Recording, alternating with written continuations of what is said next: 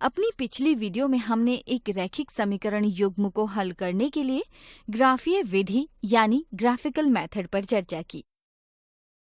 आगे बढ़ते हुए हम दो चरों में एक रैखिक समीकरण युग्म को हल करने की बीजगणितीय विधियों यानी कि अलजेब्रिक मेथड्स को देखेंगे, जिसमें सबसे पहले हम प्रतिस्थापन विधि यानी कि सब्स्टिट्यूशन मेथड का अध्ययन करेंगे। क्या आप इस रैखिक समीकरण से चर y को चर x के पदों में लिख सकते हैं? बिल्कुल सही। x के पदों में चर y 9-2 x के बराबर होगा। हमने पिछली वीडियो में गुब्बारों व आइसक्रीम की संख्या ज्ञात करने के लिए राहुल की मदद ग्राफीय विधि से की थी। तो आइए प्रतिस्थापन विधि को समझने के लिए फिर से राहुल द्वारा बनाए गए दो चरों में रैखिक समीकरण युग्म को देखते हैं। प्रतिस्थापन विधि को हम 3 चरणों में विभक्त कर सकते हैं। पहले चरण में हम किसी एक समीकरण को जो सुविधाजनक हो को लेकर उसके एक चर को दूसरे चर के पदों में लिखते हैं। जैसे कि यहाँ समीकरण 1 को लेकर चर y का मान चर x के पदों में लिखते हैं, जिसे समीकरण 3 कहा जा सकता है।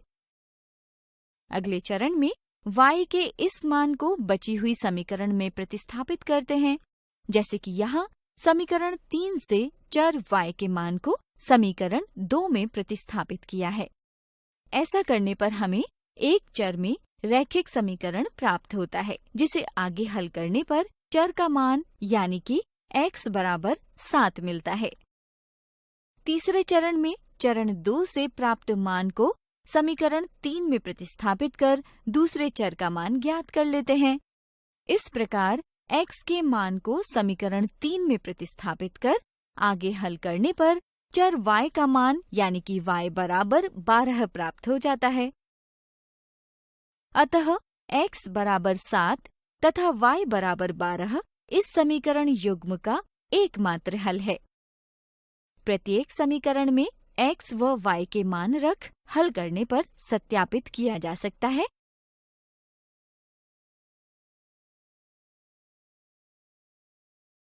कि x बराबर 7 तथा y बराबर 12 इस समीकरण युग्म का एकमात्र हल है। अतः राहुल ने 7 गुब्बारे व 12 आइसक्रीम खरीदे थे। यहाँ हमने रैखिक समीकरण युग्म को हल करने के लिए एक समीकरण को लेकर उसके एक चर के मान को दूसरे चर के पदों में व्यक्त करके दूसरी समीकरण में प्रतिस्थापित किया है।